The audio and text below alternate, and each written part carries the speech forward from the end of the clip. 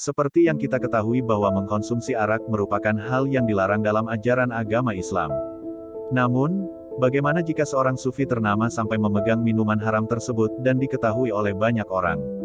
Tentu orang-orang akan berpikir buruk tentangnya. Hal inilah yang terjadi pada penyair sufi Jalaluddin Rumi pada kisah berikut ini. Jalaluddin Rumi lahir pada tanggal 30 September tahun 1207 Masehi tepatnya di desa Wasak dekat Sungai Wasak Persia di Provinsi Balkh, sekarang adalah wilayah Afghanistan. Mereka bermigrasi dan berpindah-pindah menuju ke Baghdad, Damaskus, Malatya, Sivas, Kayseri, dan Nida. Setelah melakukan ziarah ke Makkah, akhirnya mereka memutuskan untuk tinggal di Konya, sekarang Turki bagian barat. Dan disitulah Rumi melanjutkan posisi ayahnya sebagai guru agama pada saat ayahnya meninggal dunia pada tahun 1231 Masehi dan Jalaluddin Rumi masih berusia 24 tahun. Selama bertahun-tahun Jalaluddin Rumi juga banyak mempelajari syair-syair karya Attar dan Sanai. Bahkan ia menuangkan kecintaannya itu dengan menciptakan syair dan beberapa karya dari buah pikirannya.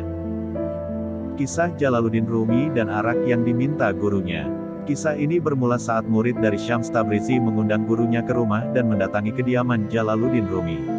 Saat semua perjamuan siap, Syams mengatakan kepada muridnya untuk disediakan minum.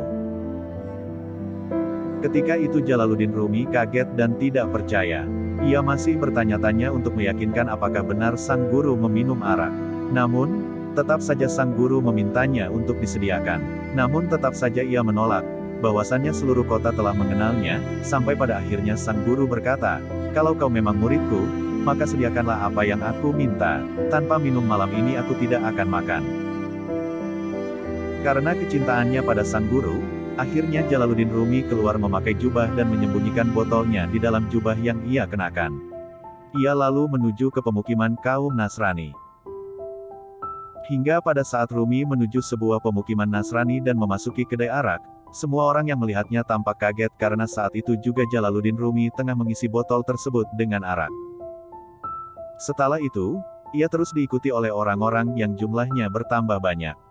Hingga sampailah Rumi di salah satu masjid tempat ia menjadi imam.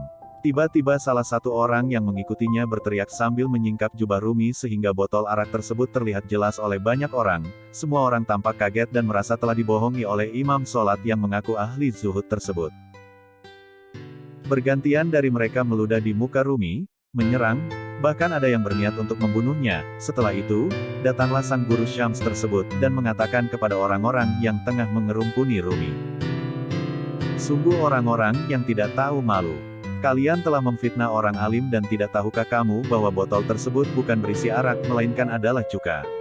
Lalu dituangkan isi dari botol tersebut ke tangan beberapa orang. Dan ternyata benar botol tersebut hanyalah berisi cuka. Orang-orang yang telah menuduh Rumi tadi benar-benar merasa menyesal.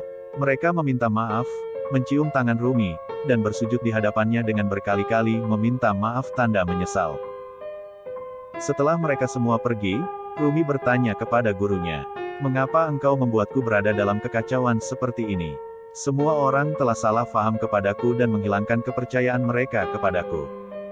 Guru Syams menjawab, "Supaya kau paham bahwa wibawa itu hanyalah khayalan saja.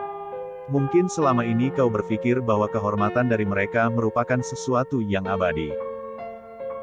Sekarang kau tahu sendiri bukan, bahwa kehormatan yang kau kejar hilang dalam sekejap hanya karena satu botol minuman.